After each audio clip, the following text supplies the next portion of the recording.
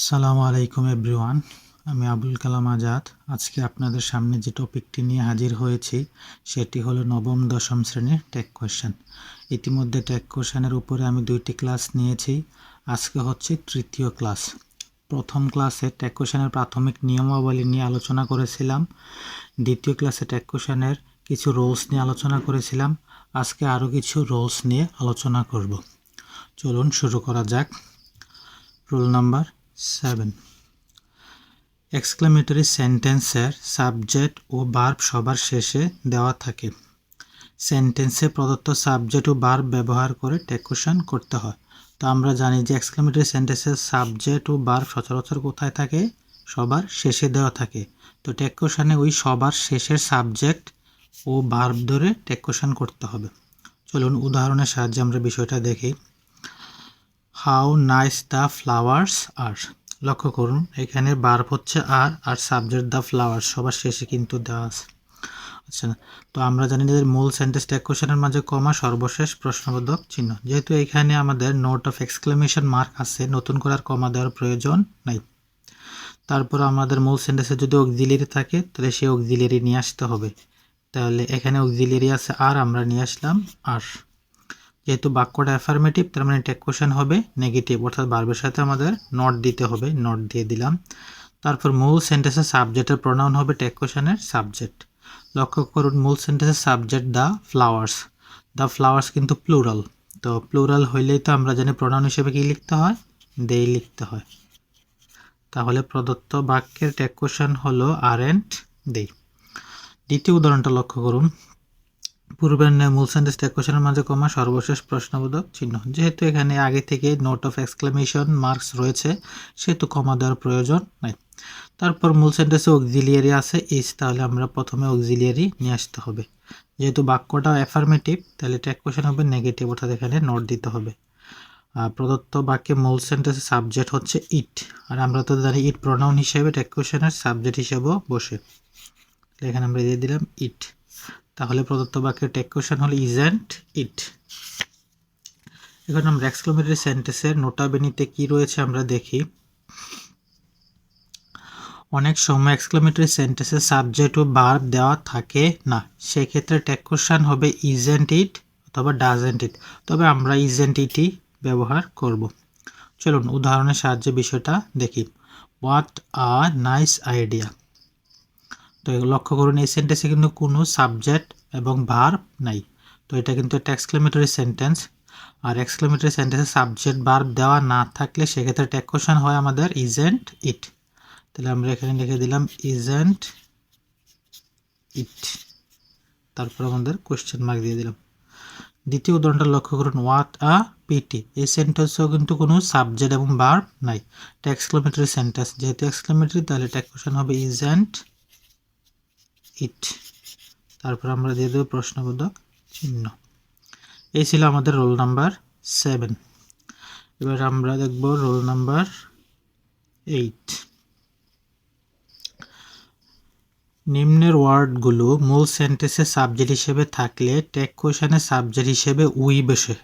অর্থাৎ এখানে কতগুলো ওয়ার্ড রয়েছে, এগুলো যদি সাবজেক্ট হিসেবে বাক্যে বসে তাহলে এর পরিবর্তে টেক কোয়েশ্চেনের প্রোনাউন হিসেবে আমাদের উই বসে। তো আমরা ওয়ার্ডগুলো দেখি। All of us, some of us, most of us, majority of us, many of us, every one of us, none of us etcetera. একটা জিনিস খেয়াল করুন, প্রেপোজিশনের পরে কিন্তু সব জায়গায় আমাদের কি রয়েছে? আজ। আর উই হচ্ছে সাবজেক্টিভ ফর্ম, আর অবজেক্টিভ ফর্ম হচ্ছে আস। তাহলে আমরা এখান থেকে বলতে পারি all of us, some of us, most of us, majority of us, many of us, every one of us, none of us. Us থাকলে এটা প্রোনাউন কি লিখতে হবে? উই লিখতে হবে। চলুন উদাহরণের সাহায্যে বিষয়টা বোঝার চেষ্টা করি। Some of us are known as good persons in the society. তো পূর্বের নিয়ে আমরা জানি মূল সেন্টেন্স টেক কোয়েশ্চেনের মাঝে কমা, সর্বশেষ প্রশ্নবোধক চিহ্ন বসে, তাহলে এটা দিয়ে দিলাম। তারপর মূল সেন্টেন্সে অক্সিলিয়ারি থাকলে ওই অক্সিলিয়ারি ধরে টেক কোয়েশ্চেন করতে হয়। তাহলে প্রদত্ত বাক্যে অক্সিলিয়ারি আর আছে, তাহলে আমরা এখানে নিয়ে আসলাম আর। বাক্যটা কিন্তু অ্যাফার্মেটিভ, আর আমরা জানি বাক্য অ্যাফার্মেটিভ হলে টেক কোয়েশ্চেন হয় নেগেটিভ, তাহলে এখানে আমরা নোট দিয়ে দিলাম। তারপর মূল সেন্টেন্সের সাবজেক্টের প্রোনাউন হয় টেক কোয়েশ্চেনের সাবজেক্ট, তাহলে এখানে খেয়াল করুন সাবজেক্টের জায়গা রয়েছে সাম অফ আস, আর আমরা তো জানি এরকম আস থাকলে প্রোনাউন হিসেবে কি লিখতে হবে? উই। তাহলে প্রদত্ত বাক্যের টেক কোশ্চেন হলো আরএন্ট উই। দ্বিতীয় উদাহরণটা লক্ষ্য করুন, নান of us solve the problem. পূর্বের নিয়ে মূল সেন্টেন্স টেক কোশ্চেনের মাঝে কমা দিলাম, তারপর প্রশ্নবোধক চিহ্ন। এবার আমরা দেখি মূল সেন্টেন্সে কোনো অক্সিলিয়ারি আছে কি নাই। তাহলে নান of us solve the problem, এই বাক্যে কোনো অক্সিলিয়ারি ভার্ব নাই। আর আমরা জানি অক্সিলিয়ারি ভার্ব না থাকলে টেক কোশ্চেন করতে হয় ডু অথবা ডাজ অথবা ডিড ধরে। ভার্বের বেস ফর্ম দেওয়া থাকলে ডু, এস বাই এস থাকলে ডাস, আর পাস্ট ফর্ম থাকলে ডিড। এখানে কিন্তু মূল ভার্ব রয়েছে সলভ, তো সলভ কিন্তু বেস ফর্মে, তো সেহেতু আমরা ডু লিখতে পারি অক্সিলিয়ারি হিসেবে। এখানে লিখলাম আমরা ডু। তারপর বাক্যটা অ্যাফার্মেটিভ হলে টেক কোশ্চেন হয় নেগেটিভ। তো খেয়াল করুন এখানে কিন্তু নান রয়েছে, নান নেগেটিভ ওয়ার্ড, আর যেহেতু নেগেটিভ ওয়ার্ড তো মূল বাক্যটা নেগেটিভ, তাহলে টেক কোশ্চেন হবে অ্যাফার্মেটিভ, অর্থাৎ এখানে নট দেওয়ার প্রয়োজন নাই। আর সাবজেক্ট হচ্ছে নান অফ আস, আর এই প্রেপোজিশনের পরে আস থাকলে তো প্রোনাউন হিসেবে আমরা কি লিখি উই, ডু উই। তাহলে প্রদত্ত বাক্যের টেক কোশ্চেন হলো ডু উই। এই ছিল আমাদের রোল নাম্বার 8। চলুন পরবর্তী আমরা রোল দেখি। পরবর্তী রোল হচ্ছে আমাদের রোল নাম্বার 9। তো রোল নাম্বার 9-এ কি বলা আছে আমরা দেখি। নিম্নের ওয়ার্ডগুলো মূল সেন্টেন্সে সাবজেক্ট হিসেবে থাকলে টেক কোশ্চেনে সাবজেক্ট হিসেবে দেই বসে। অর্থাৎ নিম্নের ওয়ার্ডগুলো যদি কোনো সেন্টেন্সে সাবজেক্ট হিসেবে বসে, সেক্ষেত্রে টেক কোশ্চেনে সাবজেক্ট হিসেবে দেই বসে। চলুন আমরা ওয়ার্ডগুলো দেখে নিই। all of them, some of them, most of them, majority of them, many of them, every one of them, none of them। অর্থাৎ আমরা পূর্বের রোলে ছিল অবের পরে আজ, আর এখানে হচ্ছে দেই দেম। আর আমরা জানি দেই হচ্ছে সাবজেক্টিভ ফর্ম, আর অবজেক্টিভ ফর্ম হচ্ছে দেম। তাহলে এখান থেকে আমরা বলতে পারি প্রেপোজিশনের পরে যদি দেম থাকে তখন আমরা এটাকে প্রোনাউন হিসেবে দেই লিখে দেব। চলুন উদাহরণের সাহায্যে বিষয়টা বোঝার চেষ্টা করি। neither of them help me। তো পূর্বের নিয়ে মূল সেন্টেন্স টেক কোশ্চেনের মাঝে কমা, সর্বশেষ প্রশ্নবোধক চিহ্ন দিলাম। তারপর অক্সিলিয়ারি ভার্ব থাকলে সেটাকে এখানে নিয়ে আসতে হবে প্রথমে। তো অক্সিলিয়ারি ভার্ব নেই, এখানে রয়েছে মূল ভার্ব হেল্পড। তো হেল্প তো পাস্ট ফর্মে, আর পাস্ট ফর্মে থাকলে তো আমরা জানি অক্সিলিয়ারি হিসেবে নিতে হয় ডিড। বাক্যটা কিন্তু নেগেটিভ নাইদার, তার মানে টেক কোশ্চেন হবে অ্যাফার্মেটিভ, অর্থাৎ নট দেওয়া যাবে না। আর নাইদার অফ দেম সাবজেক্ট রয়েছে, এখানে দেম থাকলে তো আমরা প্রোনাউন হিসেবে কি লিখি দেই। তাহলে প্রদত্ত বাক্যের টেক কোশ্চেন হবে ডিড দেই। দ্বিতীয় উদাহরণটা লক্ষ্য করি। পূর্বের নিয়ে মূল সেন্টেন্স টেক কোশ্চেনের মাঝে কমা দিলাম, তারপর সর্বশেষ প্রশ্নবোধক চিহ্ন দিয়ে দিলাম।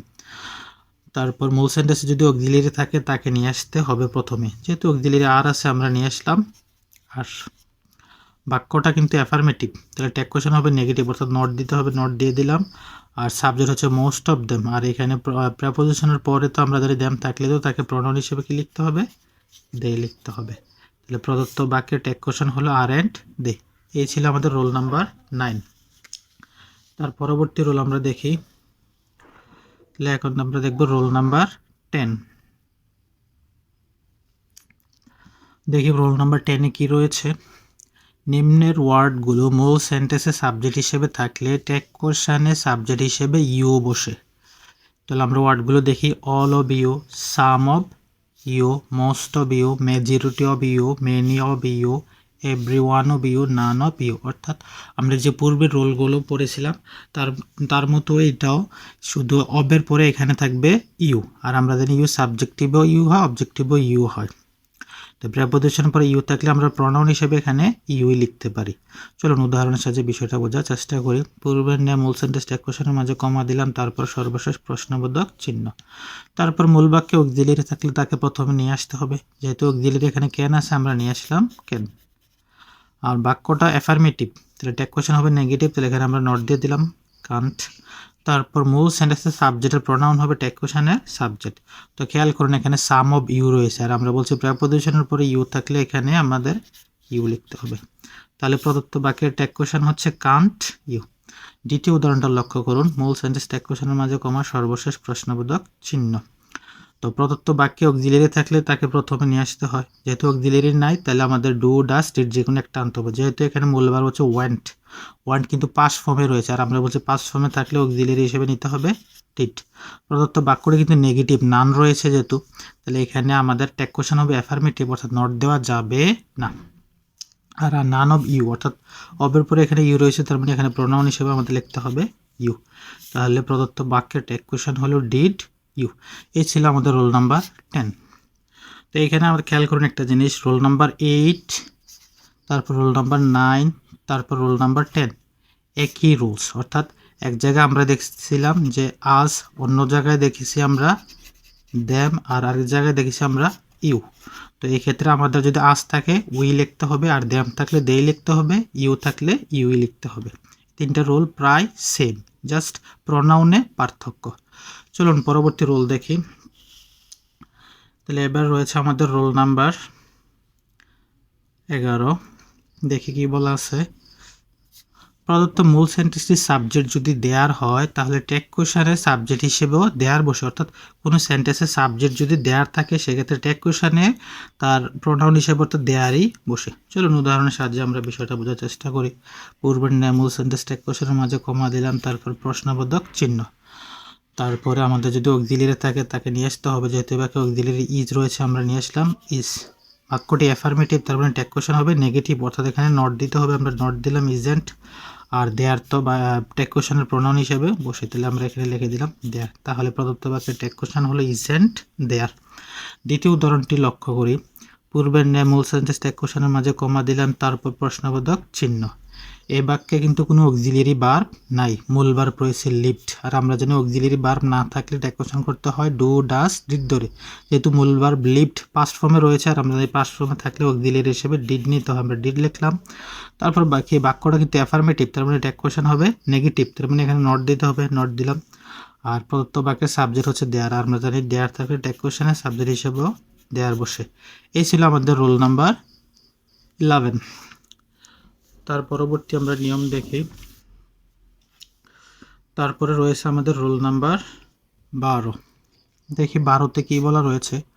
প্রদত্ত মূল সেন্টেন্সটি যদি কমপ্লেক্স সেন্টেন্স হয় তাহলে প্রিন্সিপাল ক্লোজের অংশ ব্যবহার করে টেক কোয়েশ্চন করতে হয়। অর্থাৎ আমরা এতক্ষণ যে রুলসগুলো আলোচনা করেছিলাম সেগুলো ছিল অর্থভেদে সেন্টেন্সের রুলস। অর্থাৎ আমরা জানি অর্থভেদে সেন্টেন্সটি 5 ধরনের হয়, তার মধ্যে অ্যাসার্টিভ, ইম্পারেটিভ, এক্সক্লেমেটরি, আমরা এগুলো টেক কোয়েশ্চন দেখিয়েছিলাম। আর এখন যে আমরা দেখব এগুলো, এই সেন্টেন্সগুলো হচ্ছে গঠন অনুসারে, অর্থাৎ কমপ্লেক্স সেন্টেন্স আর কম্পাউন্ড সেন্টেন্স। তো আমরা তো জানি কমপ্লেক্স সেন্টেন্সের দুইটা অংশ হয়, একটা প্রিন্সিপাল ক্লোজ আর একটা সাবঅর্ডিনেট ক্লোজ। তো টেক কোয়েশ্চন করার সময় যদি বাক্যটা কমপ্লেক্স সেন্টেন্স হয় সেক্ষেত্রে প্রিন্সিপাল ক্লোজের অংশ ধরে আমাদের টেক কোয়েশ্চন করতে হবে। চলুন আমরা উদাহরণের সাহায্যে বিষয়টা বোঝার চেষ্টা করি। খেয়াল করুন প্রথম উদাহরণটি, everybody knows what he has done for us. তাহলে এটা হচ্ছে একটা কমপ্লেক্স সেন্টেন্স, কারণ কমপ্লেক্স সেন্টেন্সে দুইটা ক্লোজ থাকবে কমপক্ষে। তো খেয়াল করুন হোয়াট হচ্ছে এখানে কানেক্টর হিসেবে কাজ করতেছে, একটা ক্লোজ হচ্ছে এভরিবডি নোজ, আর একটা ক্লোজ হচ্ছে he has done for us. তাহলে হোয়াটের এই পরের অংশটা কিন্তু হচ্ছে অধীন বাক্য, আর এভরিবডি নোজ এটা হচ্ছে স্বাধীন বাক্য, আর স্বাধীন বাক্যটা আমরা জানি এটাকে বলা হয় প্রিন্সিপাল ক্লোজ। আর এখানে এভরিবডি নোজ এই অংশটা ধরে আমাদেরকে টেক কোয়েশ্চন করতে হবে। আচ্ছা, তাহলে এই ক্ষেত্রে কিন্তু আমাদের এই বাক্যে কোনো অক্সিলিয়ারি ভার্ব নাই, আর অক্সিলিয়ারি ভার্ব না থাকলে তো আমরা টেক কোয়েশ্চন করি ডু অথবা ডাজ অথবা ডিড ধরে। যেহেতু ভার্বের সাথে এস আছে আমরা নিতে পারি নিয়ম অনুসারে ডাজ। আর বাক্যটা কিন্তু অ্যাফার্মেটিভ, তার মানে টেক কোয়েশ্চন হবে নেগেটিভ, ডাজেন্ট দিয়ে দিলাম। আর এভরিবডি থাকলেই তো প্রোনাউন হিসেবে কি লিখতে হয়, দেই লিখতে হয়। তাহলে এখানে দাঁড়ালো ডাজেন্ট দেই, বাট টেক কোয়েশ্চনটা হয়নি, কারণ আমরা এটা পূর্বে বলেছিলাম দের সাথে কখনো ডাজ আসলে তাকে ডু লিখতে হবে, তার মানে এর টেক কোয়েশ্চন হচ্ছে ডোন্ট দেই। এই বিষয়টা আমাদের ভালো করে খেয়াল রাখতে হবে। আচ্ছা, তাহলে দ্বিতীয় উদাহরণটা দেখি আমরা। দো he is poor he is honest. তো দো হি ইজ পোর এটা হচ্ছে অধীন বাক্য, আর হি ইজ অনেস্ট স্বাধীন বাক্য, অর্থাৎ প্রিন্সিপাল ক্লোজ, আর এটা হচ্ছে সাবঅর্ডিনেট ক্লোজ। আর আমরা জানি কমপ্লেক্স সেন্টেন্সে প্রিন্সিপাল ক্লোজ ধরে অংশটাই টেক কোয়েশ্চন করতে হবে। যেহেতু এখানে অক্সিলিয়ারি ইজ আছে আমরা নিয়ে আসলাম ইজ, বাক্যটা অ্যাফার্মেটিভ, তার মানে ট্যাগ হবে নেগেটিভ ইজেন্ট, আর হি তো প্রোনাউন হিসেবে আমরা ব্যবহার করি। তাহলে এই বাক্যের টেক কোয়েশ্চন হলো ইজেন্ট হি। অর্থাৎ আমাদের কমপ্লেক্স সেন্টেন্স হলে সেক্ষেত্রে প্রিন্সিপাল ক্লোজের অংশ ধরে টেক কোয়েশ্চন করতে হবে, সাবঅর্ডিনেট ক্লোজের অংশ ধরে টেক কোয়েশ্চন করলে হবে না, জিনিসটা খেয়াল রাখতে হবে। এই ছিল রুল নাম্বার 12। তারপর আমরা দেখি রোল নাম্বার 13। প্রদত্ত মূল সেন্টেন্সটি যদি কম্পাউন্ড সেন্টেন্স হয় তাহলে যে কোনো অংশ ব্যবহার করে ট্যাগ কোয়েশ্চন করা যায়। অর্থাৎ কম্পাউন্ড সেন্টেন্সের ক্ষেত্রে আমরা জানি যতগুলোই বাক্য থাকুক না কেন সবগুলোই প্রিন্সিপাল ক্লজ অর্থাৎ স্বাধীন বাক্য, তো সেক্ষেত্রে যে কোনো অংশ ধরে ট্যাগ কোয়েশ্চন করা যায়। চলুন উদাহরণের সাহায্যে বিষয়টা বোঝার চেষ্টা করি। পূর্বের নিয়ে মূল সেন্টেন্স ট্যাগ কোয়েশ্চনের মাঝে কমা দিলাম, তারপর প্রশ্নবোধক চিহ্ন। তো এইখানে কিন্তু আমাদের হি ইজ পুর বাট অনেস্ট, অর্থাৎ এখানে হি ইজ এই কথাটা সাইলেন্ট আছে, অর্থাৎ প্যারালেলিজমের নিয়ম অনুসারে বাটের পূর্বে সাবজেক্ট এবং ভার্ব, বাটের পরের সাবজেক্ট ভার্ব একই হলে দ্বিতীয় সাবজেক্ট ভার্ব সাইলেন্ট থাকে, এই জন্য দ্বিতীয় বাক্যের হি ইজ এখানে সাইলেন্ট রয়েছে। অর্থাৎ এখানে আমাদের এই প্রথমের হি ইজ ধরে ট্যাগ কোয়েশ্চন করলেই হবে। যেহেতু এখানে ইজ অক্সিলিয়ারি ভার্ব আমরা নিয়ে আসলাম, ইজ বাক্যটা অ্যাফার্মেটিভ, তার মানে ট্যাগ কোয়েশ্চন হবে নেগেটিভ, ইজেন্ট নট দিয়ে দিলাম। আর হি তো প্রনাউন হিসেবে আমরা ব্যবহার করি হি, তাহলে প্রদত্ত বাক্যের ট্যাগ কোয়েশ্চন হলো ইজেন্ট হি। দ্বিতীয় বাক্যটা লক্ষ্য করি, love is divine and so everybody wants it. তাহলে এখানে কনজাংশন হচ্ছে অ্যান্ড, তাহলে অ্যান্ডের পূর্বে আছে লাভ ইজ ডিভাইন আর অ্যান্ডের পরে রয়েছে এভরিবডি ওয়ান্টস ইট। তাহলে এখানে যে কোনো একটা অংশ ধরে ট্যাগ কোয়েশ্চন করলেই হবে। আচ্ছা, আমরা যদি প্রথম অংশটা ধরে ট্যাগ কোয়েশ্চন করি, যেহেতু এখানে অক্সিলিয়ারি ইজ রয়েছে আমরা নিয়ে আসলাম ইজ, বাক্যটা অ্যাফার্মেটিভ, ট্যাগ হবে নেগেটিভ, তারপরে নট দিয়ে দিলাম। আর লাভ, তো লাভ তো আমরা জানি কি ধরা জানা ছোঁয়া জানা, এটা অনুভব করি, তো এই ক্ষেত্রে আমরা অ্যাবস্ট্রাক্ট নাউন হিসেবে এটার প্রনাউন ধরতে পারি ইট। তার মানে প্রথম অংশ ধরে ট্যাগ কোয়েশ্চন করলে ট্যাগ কোয়েশ্চন হবে ইজেন্ট ইট। আর দ্বিতীয় অংশ ধরে যদি আমরা ট্যাগ কোয়েশ্চন করি তাহলে হচ্ছে কি, আমরা যেহেতু ভার্বের সাথে এস আছে আমরা নিতে পারি ডাজ, মূল ভার্ব নেই। আর যেহেতু বাক্যটা অ্যাফার্মেটিভ ট্যাগ কোয়েশ্চন হবে নেগেটিভ, তাহলে আমরা নট দিলাম। আর এভরিবডি থাকলে তো প্রনাউন হিসেবে কি লিখতে হয়, দেই, ডাজেন্ট দেই। নর্মালি নিয়ম অনুসারে এটা আসে, বাট আমরা একটু আগেও বলেছি যে দেয়ের সাথে ডাজ হয় না, তো সেক্ষেত্রে আমাদের দেয়ের সাথে যদি ডাজ আসে আমাদেরকে ডোন্ট লিখতে হবে, তাহলে এখানে ইএস বাদ যাবে, এটা হবে ডোন্ট দে, নতুন করে লিখতে হবে। আচ্ছা, এই ছিল আমাদের রোল নাম্বার 13, অর্থাৎ কম্পাউন্ড সেন্টেন্সে ট্যাগ কোয়েশ্চন করার নিয়ম। আর সর্বশেষ যে নিয়মটা আমরা আলোচনা করব এটা খুবই গুরুত্বপূর্ণ একটি নিয়ম। চলুন আমরা দেখি নিয়মটা। 14 নম্বর নিয়মে যেই নিয়মটা রয়েছে, 14 নম্বর রুলসের নিয়মটা দেখি আমরা। অ্যাডজেক্টিভের পূর্বে দা ব্যবহার করে সাবজেক্ট বা অবজেক্ট তৈরি করা হলে এর অর্থ সর্বদা প্লুরাল হয়। অর্থাৎ স্ট্রাকচারটা হচ্ছে এরকম, the plus adjective, the plus adjective, অর্থাৎ এটা কমন নাউন হয় বাক্যে। দা প্লাস অ্যাডজেক্টিভের পরিবর্তে ট্যাগ কোয়েশ্চনের সাবজেক্ট হিসেবে দেই বসে, অর্থাৎ দা প্লাস অ্যাডজেক্টিভ এই ফ্রেজটা যদি কোনো বাক্যের সাবজেক্ট হয় তা কিন্তু কমন নাউন হয়ে যায়, আর কমন নাউন হয়ে গেলে এটা অর্থটা প্লুরাল হয়, তখন প্রনাউন হিসেবে দেই লিখতে হয়। চলুন উদাহরণের সাহায্যে আমরা দেখি। The rich are not always happy, পূর্বের ন্যায় মূল সেন্টেন্স ট্যাগ কোয়েশ্চনের মাঝে দিলাম কমা, তারপর প্রশ্নবোধক চিহ্ন দিয়ে দিলাম। যেহেতু বাক্যে আর রয়েছে অক্সিলিয়ারি আমরা নিয়ে আসলাম আর, বাক্যটা কিন্তু নেগেটিভ নট রয়েছে, তার মানে ট্যাগ কোয়েশ্চন হবে অ্যাফার্মেটিভ, অর্থাৎ নট দেওয়া যাবে না। আর এখানে সাবজেক্ট হচ্ছে দ্য রিচ, দ্য আর্টিকেল, আর রিচ তো অ্যাডজেক্টিভ, তাহলে এখানে রিচ মানে ধনী আর দ্য আর্টিকেল এটার অর্থটা হচ্ছে ধনীরা, তো প্লুরাল কমন নাউন হয়ে গেছে, আর প্লুরাল হলে তো প্রনাউন হিসেবে দেই লিখতে হয়। তাহলে প্রদত্ত বাক্যের ট্যাগ কোয়েশ্চন হলো আর দেই। দ্বিতীয় উদাহরণটা লক্ষ্য করি, the idol can do little for the society, পূর্বের ন্যায় মূল সেন্টেন্স ট্যাগ কোয়েশ্চনের মাঝে কমা দিলাম, তারপর প্রশ্নবোধক চিহ্ন। যেহেতু এই সেন্টেন্সে অক্সিলিয়ারি ভার্ব ক্যান রয়েছে আমরা নিয়ে আসলাম ক্যান। বাক্যটি কিন্তু নেগেটিভ, যেহেতু লিটল শব্দ রয়েছে, তার মানে ট্যাগ কোয়েশ্চন হবে অ্যাফার্মেটিভ, অর্থাৎ নট দেওয়ার প্রয়োজন নাই। আর প্রদত্ত বাক্যের সাবজেক্ট হচ্ছে দ্য আইডল, আইডল মানে অলস, দ্য আইডল মানে হচ্ছে অলসরা, প্লুরাল অর্থ দিচ্ছে, তো এক্ষেত্রে প্রোনাউন হিসেবে আমরা লিখতে পারি দেই। তাহলে প্রদত্ত বাক্যের ট্যাগ কোয়েশ্চন হলো ক্যান দেই। এতক্ষণ যা কিছু আলোচনা করলাম আশা করি বুঝতে পেরেছেন। তারপরেও যদি কোনো কিছু বুঝতে সমস্যা হয় নিম্নে কমেন্ট বক্সে কমেন্ট করতে পারেন। আজকে এই পর্যন্তই, দেখা হচ্ছে পরবর্তী ক্লাসে। সে পর্যন্ত সবাই সুস্থ থাকুন, ভালো থাকুন, আল্লাহ হাফেজ।